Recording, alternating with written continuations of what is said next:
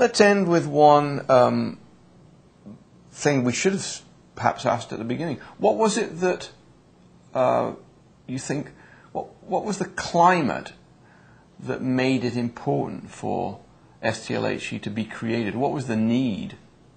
I mean, what was happening in higher education that people felt they needed to talk about teaching and learning in the 80s?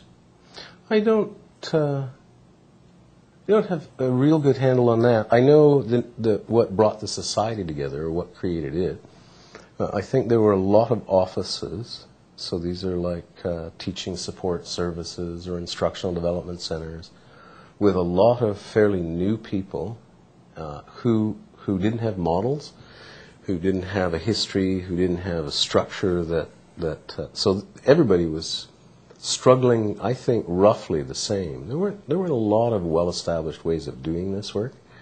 So people would invent things, but then weren't sure and would confirm it with their neighbors.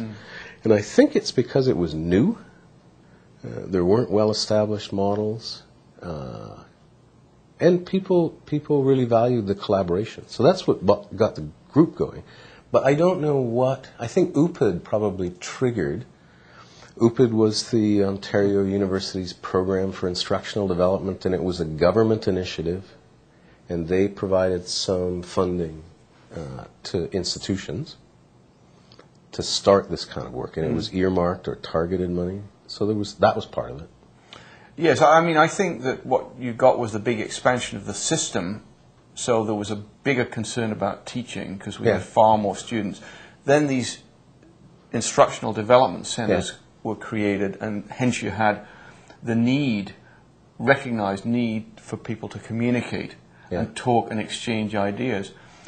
What is interesting to me, and perhaps we just end with this, is that I mean, all those needs to me are still there. We still have, we've achieved, an awful lot in promoting conversations about teaching, but yet I have a feeling if STLHE didn't exist and didn't have its annual conferences, I'm not sure those conversations would take place quite as fruitfully. So I think to me, the original need is still there, and I think STLHE is still doing a good job trying to fulfill it, promote the place of teaching in universities.